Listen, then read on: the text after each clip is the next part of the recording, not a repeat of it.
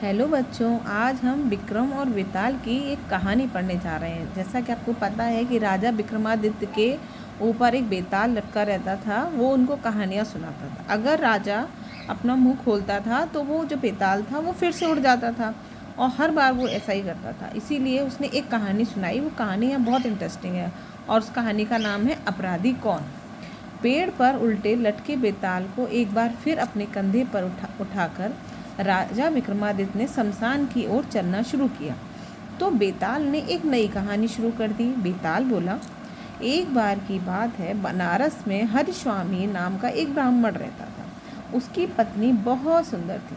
उसका नाम था लावण्यवती था। लावण्यवती का रूप इतना सुंदर था कि कोई भी पुरुष उस पर मोहित हो जाता। एक दिन लावण्यवती अपनी घर की छत पर सो रही थी। जैसे ही आधी रात हुई, एक गंधर्व कुमार आकाश मार्ग से उड़ता हुआ जा रहा था। उसकी नज़र लावण्यवती पर पड़ी तो वो उसकी ओर आकर्षित हो गया। गंधर्व कुमार लावण्यवती को उठाकर ले गया।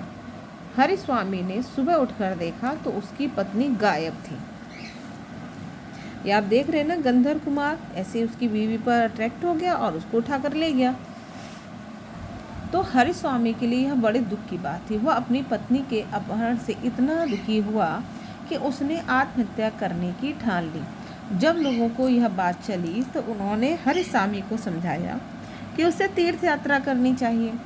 तीर्थ यात्रा से सारे पाप कट जाएंगे और तुम्हारी पत्नी तुम्हें वापस मिल जाएगी। हरिस्वामी के पास और कोई विकल्प न था, इसलिए वो तीर्थ यात्रा के लिए घर से निकल पड़ा।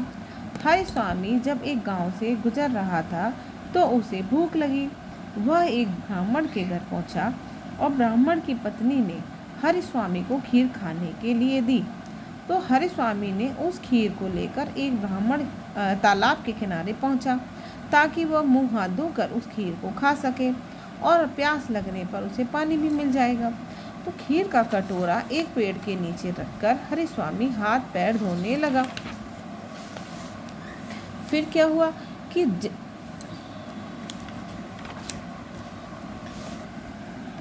तभी उस पेड़ पर एक बाज आकर बैठ गया। बाज के मुंह में सांप था और वो उसे खा रहा था। सांप का जहर, जैसे कि आप देख रहे हैं ना, ऊपर से एक बाज जा रहा था, उसे सांप को खाते हुए जा रहा था, तो उसका जो जहर था उस खीर में गिर पड़ा। सांप का जहर हरिस्वामी की खीर में टपक गया। भूखा हरिस्वामी जल्दी जल्दी उस खीर को खा गया। उसे पता ही नहीं चला कि खीर में जहर है। वह तालाब के किनारे ऐसे हाथ धो रहा था और उस खीर में क्या हुआ, उस सांप का जहर गिर गया। जहर हरिस्वामी के शरीर में फैल गया और वो तड़पने लगा।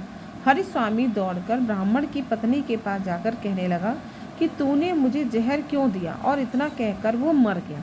ब्राह्मण ने जब यह देखा कि उसने अपनी पत्नी की एक बात नहीं सुनी, मतलब जब वो हरिस्वामी जब गया और उसने जाते से पूछा कि तुमने मुझे क्यों मारा, तो उसका जो पति था उसने वो सुन ली ये बात, और सुनने के बाद उस पर ब्राह्मण हत्या का दोष लगाकर उसे घर से निकाल दिया। मतलब उसने अपनी बीवी कुछ भी नहीं सुनी और उसको निकाल दिया।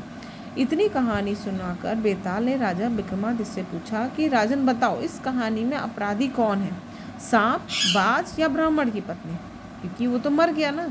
राजा ने उत्तर दिया कि इस कहानी में तीनों में से कोई अपराधी नहीं है, क्योंकि सांप अपने शत्रु यानी बाज के वश में था, वह कुछ कर भी नहीं सकता था। बाज ने जानबूझकर खीर में जहर नहीं मिलाया, बल्कि वो तो शांतिपूर्वक अपना खाना खा रहा था। ब्राह्मण की पत्नी ने अतिथि का सत्कार किया, उसे भोजन दिया, तो इन तीनों का दोषी कौन कहेगा, वो खुद दोषी माना जाएगा। इस कहानी में अगर कोई अपराधी है तो वो ब्राह्मण है, जिसने बिना विचार करे और सच्चाई को जाने बिना अपनी निर्दोष पत्नी का बेघर कर दिया। बेताल बोला, राजन आपने इस बार बिल्कुल सही जवाब दिया। और इतना कहकर बेताल फिर से उड़कर पेड़ पर जा लटका और राजा विक्रमादित्य उसे पकड़ने के लिए उसके पीछे पीछे भागे। ऐसा विक्रमादित्य की एक कहानी आती थी, उसमें ये सब सीन दिखाया जाता था कि राजा विक्रमादित्य ऐसा था और उसको पीठ पर ऐसा बेताल को वो पकड़ कर ले जाता था, और हर बार वो बेताल एक कहानी सुनाता था, राजा बोलता था और फिर बेताल फिर से उड़ जाता था।